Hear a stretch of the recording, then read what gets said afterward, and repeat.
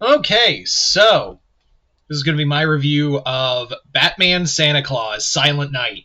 This is another book sent to me by my friend Chris. Thank you once again, bro. And yeah, um, it's not the right season to be talking about this comic, right? Like, it's just not the right season. We are way too far away from Christmas to be talking about this comic.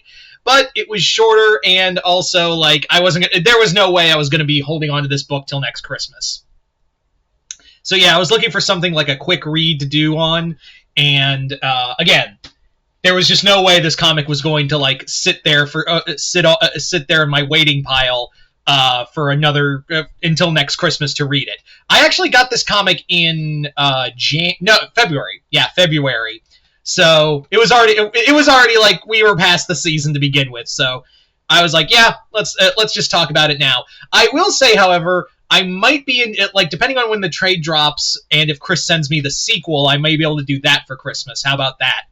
Anyway, so Batman Santa Claus Silent Night. This is not a crossover. This was just more of a, putting Santa in the DC universe. Or rather, putting him back in the DC universe. Because Santa has been a part of the DC universe for a long time. He has teamed up with with Superman, Batman, any DC, a good majority of classic DC universe characters he's met.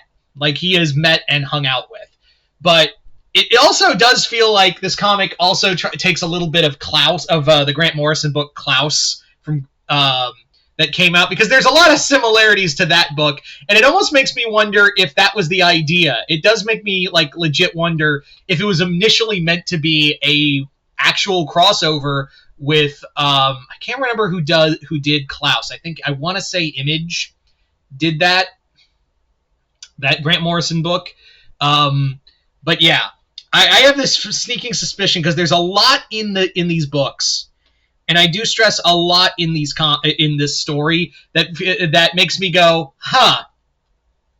I feel like you were like you really wanted to do that as a legit Batman Klaus crossover for the season, but you're like, well, we couldn't, so we'll just do Santa Claus.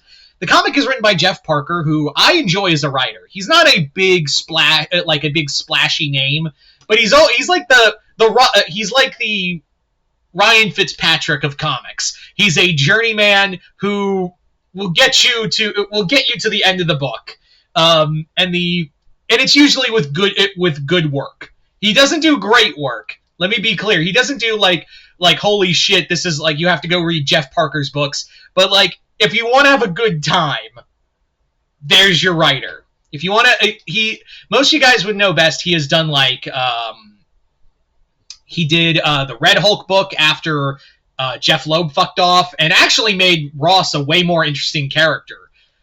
He's also done like Aquaman and other titles. So Parker he also did a lot of Batman 66 and also a lot of the Batman 66 Archie crossovers. So he's more about fun. And that's what this comic at the end of the day really is all about, is just being fun. And what more can you really ask about what is essentially a DC holiday special? Like, that's really all it is that it's a DC Universe special. I will say, though, I feel like, and you can probably see from the cover, too, is that it really should have been called Santa Claus Silent Night, or Justice League Santa Claus. Because, as you can even see from the cover, Batman's not, Batman plays a role in here, but he's not really integral to the plot. Santa's teaming up with the whole Justice League. So it's not even like and yeah, we have the Bat family in here, but I would argue Damian's more of a center point than Batman is. So I feel like it should have just been called Justice League Santa Claus or Justice League Silent Night, and we still would have gotten the Batman connotation because Batman's there.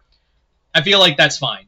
So the story is that on Christmas night, all these Nordic monsters are creeping out of the shadows, and Santa Claus has arrived and is teamed up with the Batman family, then the Justice League, in order to stop Krampus.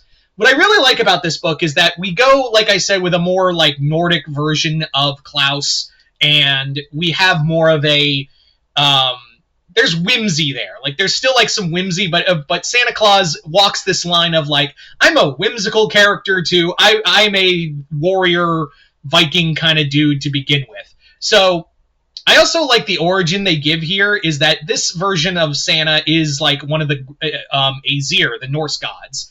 And he's actually friends with Krampus, which is another thing I find cool, is that in here, Krampus isn't like a villain. He is the antagonist of the comic, but there's more to it than that.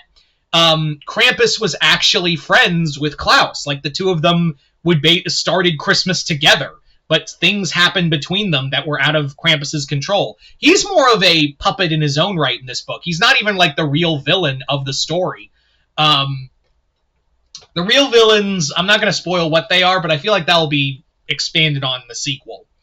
The comic is nothing short of fun, and I also like the fact that that Jeff Parker basically, this is supposed to be in canon with the DC universe because this is actually like dealing with the fallout of Night Terrors.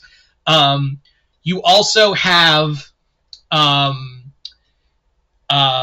other stuff from like Golden Age Batman comics where Batman like, oh yeah, hi Santa. Like, he's not like, who are you? You're not Santa. You're some being who pretends to be Santa. No, he's more like, oh hey Santa, what's up? And that's when like Nightwing and Batgirl are like, wait a minute, are all those old stories where he met Santa Claus real? So we basically canonize a lot of. There were several Golden Age comics where Batman teamed up with Santa Claus. Hell, they even reference it on this cover, if you can see real closely right there in that yellow book. So they basically canonize it. And I love that Batman's just kind of like, oh yeah, I know Santa, like, oh yeah, Santa Claus is real. Like, not even giving it a second thought. Because he's like, oh yeah, I totally met Santa. And the rest, I love that we canonize that story. And the rest of the Batman family was like, I thought you were joking. What? We thought you were just full of bullshit. Santa's real? Like, I love that even, like, there's a great moment with Superman where he's talking to Bruce, and he's like, how could you never tell me Santa Claus was real? And there's a moment after they fight Jormungandr. Yeah, Jormungandr. Clark is just like, hello, my name is... Oh, and he goes, Kent, names off the address and says, like, I got your letter for a coffee machine for your ma and pa. And that's I love that because it's such a Clark thing of like, Superman doesn't want to get gifts for himself. He asks Santa to get gifts for his parents. I love that. That's such a Superman thing. This comic is just fun. It's nothing deep. It's nothing like, oh my god, this is gonna or tries to be too violent or be like, oh fuck, we're gonna make Christmas edgy. No. It's like a Christmas special with the Justice League, and that's really all it can be. There's really not much to it. The plot is pretty weak, I'm not going to lie. The plot's pretty weak, and also the story gets filled. It's a 4-issue comic that gets resolved way too fast. But it doesn't bother me this time around. That normally does, but not this time, because it's just meant to make you feel good. And I feel like sometimes just feeling good on a book is enough. So I would recommend this. Probably buy it now or wait till Christmas season to read it. But yeah, Chris, as always, thank you once again for the comic. And if you've read Batman Santa Claus Silent Night, let me know in the comments below what you guys thought of it. Other than that, hope you all enjoyed this. I'm Mr. Multiverse. I'll see you next time in the Multiverse.